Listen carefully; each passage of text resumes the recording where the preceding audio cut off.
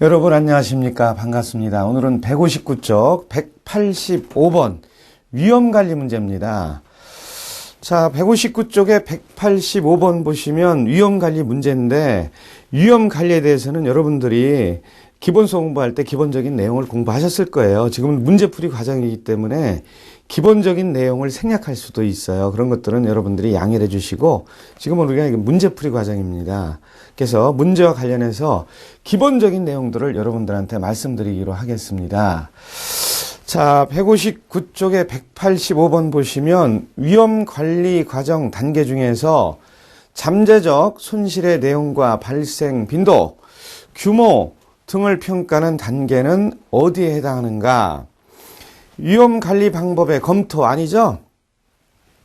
잠재적 손실의 내용과 발생 빈도, 규모 이런 것을 평가하는 단계는 위험관리 방법의 검토 아니에요. 위험의 파악 아니죠? 위험의 평가, 이것이 잠재 손실의 내용과 발생 빈도, 규모 등을 평가하는 단계죠. 네 번째, 4번 위험관리 계획의 평가. 이건 유사한데 위험의 평가가 오히려 손실의 내용과 발생 빈도, 규모 이런 걸 평가하는 것이기 때문에 4번보다는 3번으로 정답을 고르셔야 됩니다, 여러분. 5번 위험관리 계획의 수행 아니죠. 그래서 정답은 3번이었습니다. 자, 해설해 보시면 위험관리 과정은 위험의 파악, 위험의 평가 두 번째, 세 번째는 위험관리 방법의 검토 요거죠. 네 번째는 위험관리 계획의 수행, 평가 순으로 진행이 되는 겁니다, 여러분. 자, 위험관리 과정은 위험관리의 목표 설정, 위험 요소의 분석, 위험의 평가, 위험 처리 방법의 선택, 평가 및 검토 6단계로 구분이 되어 있죠. 자, 그 중에 정답은 여러분들이 3번으로 찍으셔야 됩니다. 자, 160쪽으로 넘어갑니다, 여러분. 160쪽. 중간 부분에 보시면 우리 요런 표시 있죠? 요런 표시 있고요. 거기 보시면 뭐가 나요, 여러분? 위험 요소의 분석 나와요. 위험 요소의 분석 나와요. 우리 문제풀이 과정이지만 중요한 내용이 나올 때는 그거 확인하고 넘어가기로 하겠어요. 거기 보시면 위험분류 과정, 손실, 성질에 대한 분류, 자산에 대한 물리적 피해 나오죠. 그거 여러분들이 파악하셔야 돼요. 사기, 범죄로 인한 수유물 손실, 이런 정도는 여러분들이 알고 넘어가시는 게 좋아요. 아무리 문제풀이라도. 또 법원 판결에 의한 소유권 상실, 이런 거 있잖아요. 타인의 재산에 의한 침해로 의한 소득 상실, 이런 거 있잖아요. 개인적 장애로 인한 소득 상실, 손실의 성질에 의한 분류, 이런 것들은 여러분들이 알고 넘어가시는 것이 좋고, 위험 요소의 분석에 있어서는 위험 분류 질문표, 노출, 체크리스트, 그리고 보험증권 체크리스트, 재무제표, 분석, 플로우 차트, 이런 정도는 여러분들이 파악을 하시고, 160쪽의 맨 끝에 보시면 3번 손실 형태한 분류 방법, 인적 위험, 재산 위험, 배상 책임 위험 나와 있잖아요. 그거 한번 확인하시고, 그 다음에 161쪽에 넘어가시면 네 번째 줄 위험의 평가가 나옵니다. 네 번째 줄 위험의 평가. 그 중에서 박스 안에 보시면 치명적 위험 나오잖아요. 박스 안에 보시면 치명적 위험 나오죠. 그거는 뭐가 있습니까, 여러분? 인적 위험, 재산 위험, 배상 책임 위험 나오죠. 중요한 위험은요, 두 번째 중요한 위험 나와요.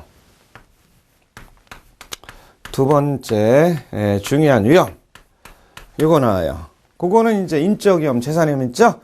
그 다음에 일반적 위험 나오죠. 일반적 위험, 요거는 이제 재산 위험 이런 거 얘기하는 거예요, 여러분. 그래서 이런 정도는 우리가 이번 기회에 파악하고 넘어가시면 나중에 시험 문제 푸는데 응용력과 순발력이 생길 수 있습니다, 여러분. 자, 그러면 이어서 161쪽에 186번으로 넘어갑니다.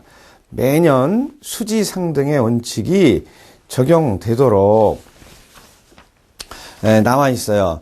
산출되어 연령이 증가함에 따라 보험료가 증가하는 보험료를 뭐뭐라 하고 전 기간에 걸쳐 총괄적으로 수지상등의 원칙이 적용되도록 산정한 보험료를 뭐뭐라 한다 나와 있죠? 수지상등의 원칙이라는 건 뭐죠, 여러분? 손해보험은 가입자가 낸 보험료와 보험사고로 인해 지출된 보험금이 서로 균등해야 한다는 원칙이죠. 그러면 매년 수지상등의 원칙이 적용되도록 산출되어 연령이 증감에 따라 보험료가 증가하는 보험료는 자연보험료죠. 그래서 첫 번째 괄호 안에는 자연보험료가 들어가야 됩니다, 여러분. 전 보험기간에 걸쳐 총괄적으로 수지상등의 원칙이 적용되도록 산정한 보험료는 평준보험료죠. 그래서 정답은 2번이었습니다. 자, 162쪽에 넘어갑니다, 여러분. 162쪽에.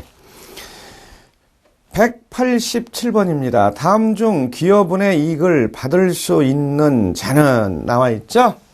기여분 여러분 들어보셨죠? 기여분 들어보셨어요. 기여분 들어보셨어요. 이 기여분은 여러분들이 알아야 될 것은 뭐냐 하면은 공동 상속인에 한해서 주장할 수 있다. 요거 파악하시면 돼요. 공동 상속인에 한해서 주장할 수 있다. 공동 상속인이 아닌 분은 기여분을 주장할 수 없습니다. 아무리 비상속인의 재산의 유지, 증가에 기여했다 하더라도 주장할 수가 없어요. 공동 상속인만 주장하는 거예요. 그럼 187번 다음 중 기여분의 이익을 받을 수 있는 자 1번 대가 없이 가사와 간호를 하던 내연의 처. 자, 사실혼과는 달리 내연의 처는 공동상속인이 아니죠. 사실혼은 몇 가지 사안에서는 보호되는 경우도 있어요. 그러나 내연 관계는 보호가 안 되는 겁니다, 여러분. 자, 사실혼은 몇 가지 보호되는 경우도 있을 수 있습니다. 그러나 내연 관계는 보호가 안 되는 거죠. 자, 내연 관계하고 사실혼 관계는 어떻게 다릅니까, 여러분? 사실혼 관계는 두 분이 신고가 안 돼 있는 거예요. 혼인신고가. 다른 분하고도, 동거하는 분하고도. 그러나 내연 관계는 두 분 다, 아니면 일방이라도, 한쪽이라도 다른 분과 이미 혼인신고가 돼 있는 상태입니다. 자, 2번, 대가 없이 가사와 간호를 하던 장남의 처.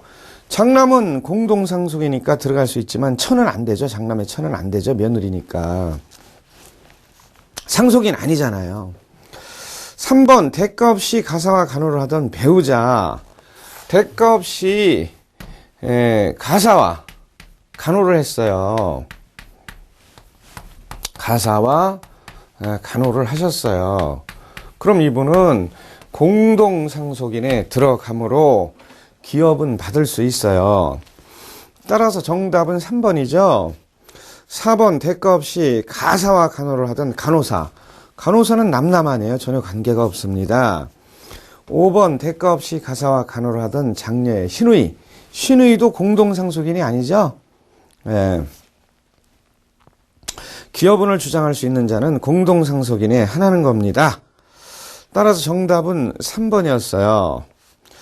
자, 거기 해설 기여분에 보시면 기여분에 대해서 상세히 나와 있으니까 여러분들이 한번 확인해 보시고요. 자, 우리는 지금 문제풀이 과정이고 기본서 공부할 때 다 공부하셨으니까 여러분들이 확인하시는 것도 좋습니다. 자, 그럼 해설 두 번째 줄 보시면 기여분은 162쪽의 맨 끝 해설입니다. 기여분은 상속자산에서 상속자가 피상속자에게 기여도에 따라서 상속재산의 할증을 받는 제도로 소송에서 기여분을 인정받아야 할 것으로 공동상속인 중에서 피상속인의 재산의 유지 또는 증가에 관하여 특별히 기한 자에게 자기 고유의 상속분에 그 기여분을 가산한 금액을 상속분으로 인정해주는 제도를 말하는 것이죠. 그래서 기여분은 공동상속인에 한한다는 사실 오늘 우리 확인했어요. 잊으신 분은 확인하시고 정답 3번이었습니다. 여러분. 자, 그래서 163쪽에 188번입니다. 생명보험 계약 중 보험 계약자가 보험 수익자를 지정하지 아니하고 사망한 경우에 보험 수익자를 지정할 수 있는 자, 생명보험과 관련해서 많은 사건들도 일어나죠. 그래서 중요합니다. 보험 수익자를 지정할 수 있는 자, 이거 중요해요.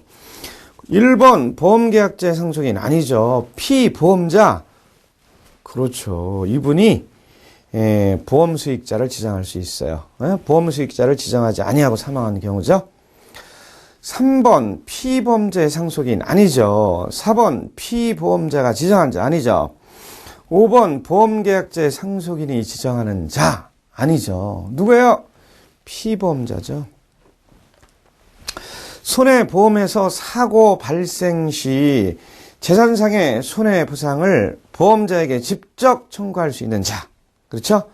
또는 인보험의 생명 또는 신체에 관해 보험에 붙여진 자. 피보험자가 보험 수익자를 지정할 수 있으므로 정답 2번이었어요, 여러분. 정답 2번이었어요. 자, 이어서 189번 넘어갑니다. 164쪽에 189번. 손해보험의 기본 원리와 관련된 문제인데 이 문제는 안 풀어보시고 넘어가셔도 좋습니다. 단지 165쪽에 박스 안에 손해보험의 기본 원리, 공평한 위험 부담, 대수의 법칙, 수지상등의 원칙, 이득 금지 원칙, 급부대 반대급부의 균등의 원칙, 이런 정도만 파악하시면 되겠어요. 자, 그럼 165쪽에 190번으로 넘어가셔도 됩니다. 다음 중 대인 배상 책임보험의 특징이 아닌 거. 1번 강제보험 특징이죠. 2번 피해자 직접 청구권. 이건 대인 배상 완 책임보험의 특징이죠. 3번 1인당 무한보상.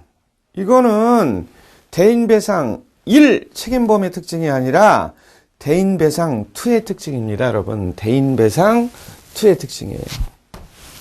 대인배상 2의 특징입니다. 대인배상 2의 특징이에요.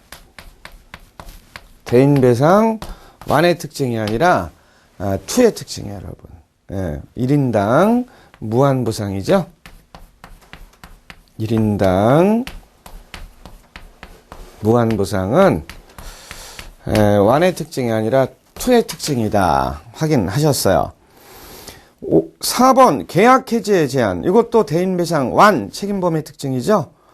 5번 무변책 보험. 이것도 1의 특징이죠. 그래서 3번 1인당 무한보상은 대인배상 2의 특징이므로 정답은 3번이었습니다, 여러분. 정답은 3번이었어요. 자, 해설 박스 맨 끝에 보시면 자동차 보험 상식, 종합보험 나와 있어요. 그거 한번 확인해 보시고 166쪽에 나와 있으니까 확인해 보시고 우리 166쪽 191번으로 넘어가십니다. 장기 손해보험에서 보험료 결정에 대한 설명으로 잘못된 거, 틀린 것을 고르래요. 1번 예정 위험률이 높으면 보험료는 올라간다. 올라가죠? 맞습니다. 2번 예정 이율이 높으면 보험료는 올라간다. 틀렸죠? 그때는 보험률이 낮아지는 거죠. 보험률이 낮아지는 겁니다. 3번 예정 사업비율이 높으면 보험료는 올라간다. 맞죠? 이때는 올라가죠. 4번 순 보험료는 예정 위험률과 예정 이율에서 결정된다. 맞죠? 5번 순 보험료가 부가 보험료보다 비중이 높다. 맞죠? 비중이 높습니다. 높아요, 여러분. 그래서 5번도 맞고 2번만 틀렸어요. 정답 2번이었습니다. 자, 167쪽에 참고 두 번째 줄 박스 안에 보시면 장기 보장성 보험의 개념 및 특성이 나와 있어요. 그래서 장기 손해보험은 보험기간이 3년 이상으로 장기간이며 예기치 못한 불의사고에 대비할 수 있는 보장 기능과 함께 만기 시에는 계약자가 납입한 보험료 중 저축 보험료 부분에 대한 약정된 율에 따른 이자를 돌려드리는 저축 기능을 겸한 보험 상품이다. 나와 있죠? 그리고 장기 보장성 보험의 종류, 화재보험, 화재로 인한 재물에 생긴 손해보장이죠. 종합보험은요, 재물손해, 신체손해, 배상책임손해 보장 중 두 가지 상의 손해를 보장하는 보험이에요. 상해보험은요, 급격하고 우연한 사고죠. 급격하고 우연한 사고로 피보험자의 신체 상해를 입는 경우에 손해보장이에요. 운전자 보험은요, 운전 중 발생할 수 있는 각종 신체 상해 위험, 법률 관련 비용 및 기타 손해, 비용 손해를 종합 보장하는 보험이죠. 자, 질병보험은요, 질병보험은 각종 질병에 걸리거나 질병으로 인한 입원, 수술비 등의 손해를 보장하는 보험이죠. 그래서 우리 장기 보장성 보험 간단히 확인했습니다. 그래서 정답 2번이었습니다, 여러분. 자, 그래서 이어서 167쪽에 192번 넘어가십니다. 192번이에요. 장기 상해보험에서 보험계약에 무효에 해당하는 거. 자, 보험계약에 무효에 해당하는 거 나와 있죠? 1번 보험계약자 등의 고지의무 위반, 고지, 알려줄 의무를 위반했다고 해서 무효로 되지는 않죠. 무효로 되지는 않는 것이죠. 2번 보험계약자 등의 통지 의무 위반, 보험계약자가 통지 의무를 위반했다고 해서 보험계약 자체가 무효가 되는 것은 아니죠. 3번 타인의 사망을 보험사고라는 계약에서 보험계약 체결 시 그 타인의 서면 동의를 얻지 아니한 경우, 이건 무효가 될 수 있죠, 여러분. 4번 보험계약자 등이 2회 이후 보험료를 납입하지 않았을 때, 이건 무효에 해당하지 않죠. 5번 보험계약자가 청약서에 자필 서명을 하지 않았을 때, 이때 무효가 되나요? 이때 무효가 되는 것은 아니죠, 여러분. 따라서 정답은 3번이었습니다, 여러분. 정답은 3번이었습니다. 정답은 3번이었어요, 여러분. 자, 보험계약이 무효가 되는 경우 우리 간단히 확인해 볼까요?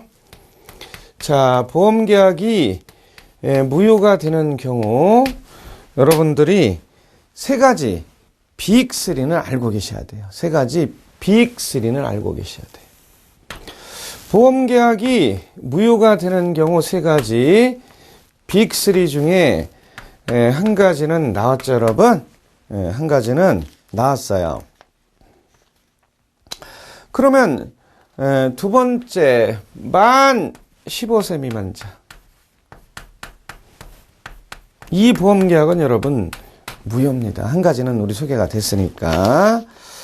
또 심신상실자. 자, 그런데 심신상실자는 뭐로 바뀌었죠, 여러분? 그렇죠. 피성년 후견인. 피성년 후견인. 피성년 후견인. 또 심신박약자를 피보험자, 보험 대상자라 사망금, 사망을 보험금 지급서라 한 계약. 요거는 또 뭐로 바뀌었어요? 피한정 후견인. 이렇게 바뀌었죠? 그래서 심신이 박약한 것은 금치산자고, 심신이 미약, 박약한 것은 한정치산자죠. 심신, 상실에 있는 것은 금치산자인데 이런 것들은 이런 식으로 바뀌었다는 거. 그래서 전에는 심신이 상실의 상태에 있었다.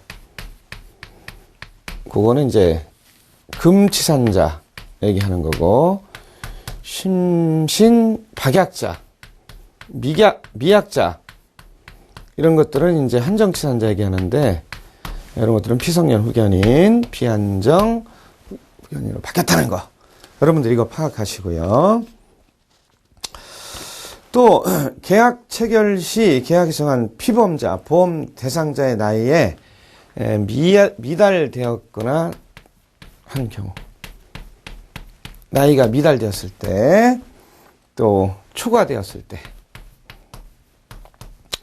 보험 계약 당시 보험 계정한 나이에 미달되었거나 초과된다면 보험 계약이 무효가 될 수 있어요. 한 가지는 우리 나왔죠? 그래서 192번에 3번 한 가지는 나왔어요. 타인의 사망을 보험 사고라는 계약에서 보험 계약 체결 시 그 타인의 서면 동의를 얻지 아니한 경우, 서면 동의를 얻지 아니한 경우. 정답 3번이었습니다. 이어서 193번 넘어갑니다. 다음 중 노후 생활에 있어서 가장 중요한 요소는 무엇인가? 자, 노후 생활에 있어서 중요한 문제 많죠. 건강도 중요하고, 또 경제적인 문제도 중요하잖아요, 여러분. 그런데 가장이라고 붙었어요. 가장. 자, 가장이라는 것은 이의제기가 안 돼요. 조금이라도 더 중요한 요소는 무엇인가? 그런데 자녀 문제, 1번 자녀 문제 중요하죠. 2번 경제 문제도 중요하죠. 요즘 복지 문제가 대두가 되고 있지 않습니까? 송파, 세모녀, 자살 사건 여러분 이해하시죠? 알고 계시죠? 복지 문제 중요한 거예요. 그런데 그것보다는 연세가 많으실 때는 건강 문제가 조금 더 중요합니다. 그래서 정답을 여러분들이 3번으로 고르셔야 돼. 그 다음에 소외, 이것도 중요하죠. 그러나 가장이 붙었으니까 정답 3번이에요. 시간 활용, 이것도 중요하죠. 그러나 가장이라는 말이 붙었을 때는 연세가 많으신 분들은 건강 문제가 제일 중요하다. 이렇게 보셔야 돼. 정답 3번이었습니다. 자, 이어서 194번 넘어갑니다. 168쪽에 194번이에요, 여러분. 노령 인구 비율이란 무엇을 말하는가? 있죠? 인구, 노령화는 인구 전체 세자는 노년 인구 65세 이상의 인구 비율이 높아가는 현상이에요. 그래서 한국의 65세 이상 노인 인구 비율은 10% 수준입니다. 선진국의 15%에 비해서 좀 조금은 낮은 편이죠. 그래서 정답은 2번이었습니다. 정답은 2번이었어요. 자, 이어서 195번 넘어갑니다. 일반적으로 3층 보장이란 사회보장, 기업보장, 개인보장을 의미한다. 이런 3층 보장에 대한 설명 중 올바르지 못한 거. 1번, 사회보장은 국민의 노후 생활을 도모하기 위한 기반으로서 모든 국민에게 적용한다. 맞죠? 2번, 우리나라는 1988년부터 국민연금 제도를 실시하고 있다. 맞죠? 3번, 사회보장은 노후소득 보장에 대한 기초적 욕구만을 충족한다. 맞죠? 4번, 근로자의 퇴직 후 설계에서 풍요로운 노후 생활을 보장을 실현하기 위해서는 국가, 기업, 개인, 세계층의 기능을 유기적으로 결합하는 것이 무엇보다 중요하다. 중요하죠? 3층 보장 중요합니다, 여러분. 5번, 준공적연금에는 국민연금, 공무원연금, 사학연금 등이 있다. 국민연금은 다수의 견해가 준공적연금이 아니라 공적연금으로 들어간다는 겁니다. 물론 일부는 준공적연금에도 들어갈 수 있다 이렇게 보시는 견해도 있으나 여기서는 정답을 5번으로 하셔야 돼. 국민연금은 준공적연금보다는 공적연금으로 포함시키는 것이 다수의 견해입니다. 정답은 5번이었습니다, 여러분. 자, 이어서 196번 넘어갑니다. 169쪽에 196번이에요. 퇴직금 제도에 대한 성격 중 근속 연수 및 공헌도에 따라 은혜적 성격으로 퇴직금을 보는 기업 측 입장에서 퇴직금 학설은 기업 측 입장, 기업 측 주장은 공로보상설이죠. 예, 공로보상설입니다. 공로보상설. 자, 그래서 정답은 1번입니다, 여러분. 다 알고 계시죠? 자, 이어서 170쪽에 197번으로 넘어갑니다. 퇴직금 지급 시기는 원칙적으로 언제인가? 이거는 1번 퇴직일로부터 14일 이내죠?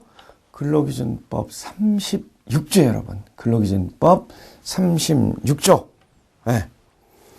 자, 근로기준법 36조는 사용자는 근로자가 사망 또는 퇴직한 경우에는 그 지급사유가 발생한 때로부터 14일 이내 임금, 보상금, 그 밖에 일체금품을 지급해야 한다. 이렇게 되어 있어요. 다만 특별한 사정이 있을 경우에는 당사자세 합의하여 기일을 연장할 수 있다. 이렇게 되어 있죠. 그래서 정답은 1번입니다. 자, 이어서 171쪽에 198번 넘어갑니다.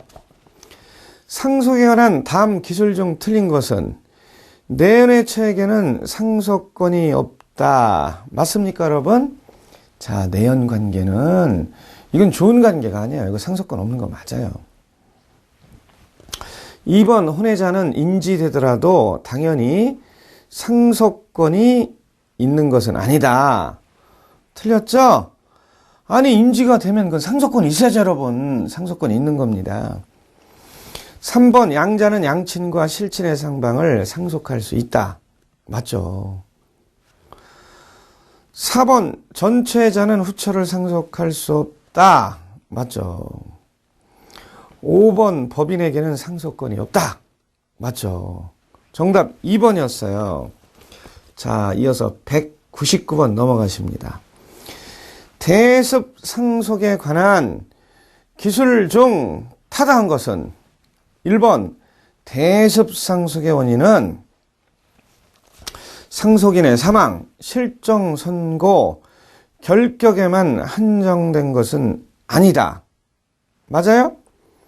맞죠. 사망, 실종, 선고, 결격이 하나고 상속 포기는 사유가 되지 않는다. 틀렸습니다. 아니다. 틀렸어요. 2번 조부가 피상속인인 경우 그 손녀는 호주 승계 대습인이 될 수 있다. 호주 승계는 대습 상속이 인정되지 않죠. 호주 승계는 대습 상속이 인정되지 않아요. 그리고 여러 번 주의할 것이 호주 상속제도에서 개정돼서 호주 승계제도로 됐잖아요. 언제? 1999년. 그리고 2005년부터 호주 승계제도 자체가 폐지가 됐어요, 여러분. 2005년입니다. 2번 틀렸어요. 3번 처는 상속인 부가 사망한 경우 그 태와 함께 대습상속인이 될 수 없다. 틀렸죠. 태아 대습상속인 될 수 있습니다, 여러분. 태아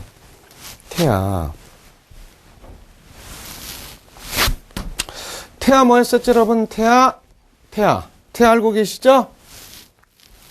임신 후 분만 전 모체내 생명체 태아죠?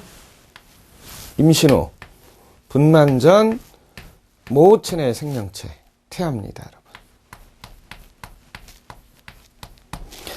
근데 태아에게는 판례는 권리 능력이 없다고 보니까 개별적 보호주의가 필요한 거죠. 따라서 개별적 보호주의에 따라서 태아, 여러분 뭐가 있습니까? 그렇죠. 불법 행위로 인한 손해배상 청구권 있어요. 그러나 법률행위 계약은 태아는 뱃속에 있는 상태니까 못해요. 따라서 채무 불이행으로 인한 손해배상 청구권, 이거는 행사할 수 없는 겁니다. 인지는요. 자, 인지에 대해서는 아빠가 태아에 대해서 인지하는 것은 되는 겁니다, 여러분. 그러나 반대로 태아가 우리 아빠 맞죠 하고 하는 것은 안 되는 겁니다. 그래서 인지는 주의하시고, 그 다음에 태아, 대습상속 되는 거예요, 여러분. 또 유증, 유언한 증여 되는 거죠. 유류분 되는 거죠. 증여 안 되죠. 왜? 증여는 소속이 계약이니까. 태아는 뱃속에 있는 상태니까 계약을 할 수 없으니까. 그러면 여러분, 사인증여. 사인증여는 소속이 뭐야? 계약입니다. 사망을 원인으로 하는 증여계약이에요. 뱃속에 있는 상태는 계약을 못하니까 태아보호를 위해서 다솔은 인정을 하나 판례와 소솔은 불인정하므로 견해의 대립이 있습니다, 여러분. 따라서 태아도 대습상속, 그 다음에 재산상속, 이런 것은 된다는 사실. 따라서 처함께 1순위로 되는 거예요, 여러분. 처함께 1순위로 되는 겁니다. 처함께 1순위로 되는 거예요, 여러분. 자, 재산상속.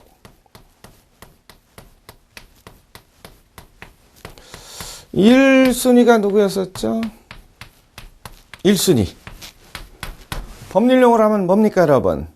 직계 비속 아닙니까, 여러분? 직계 비속. 직계 비속에는 아들, 딸, 손주 다 들어가, 자녀들. 그런데 여기에 태아도 들어갈 수 있다는 거예요.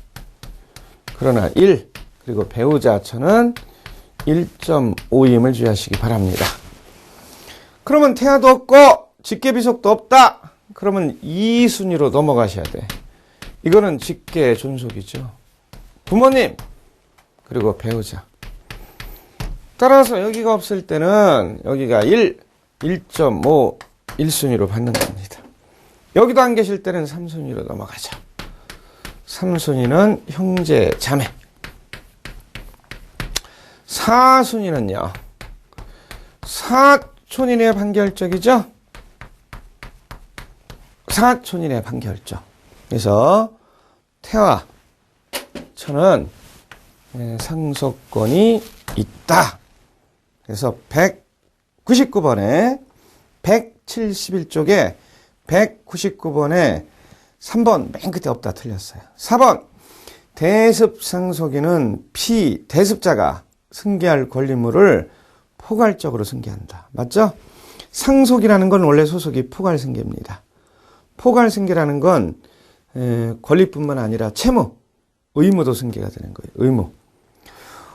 5번 형제 자매가 상속인인 경우에는 이에 대하여 대습상속이 인정되지 않는다. 틀렸죠. 인정되죠. 따라서 4번만 맞아요. 4번이 정답이었습니다, 여러분. 199번은 4번이 정답이었어요. 자, 200번은 우리 29강 시간에 하기로 하고요. 28강 수업은 여기까지입니다, 여러분. 자, 문제도 풀면 풀수록 늡니다. 기본서를 서너 차례 읽어도 이해가 안 될 때는 역순으로 문제를 풀고 해설 읽어서 넘어가시고, 그래도 모르면 기본서 찾아보시면 역순으로 하시면 실력이 향상될 수 있어요. 자, 28강 수업은 여기까지입니다, 여러분. 수고하셨습니다.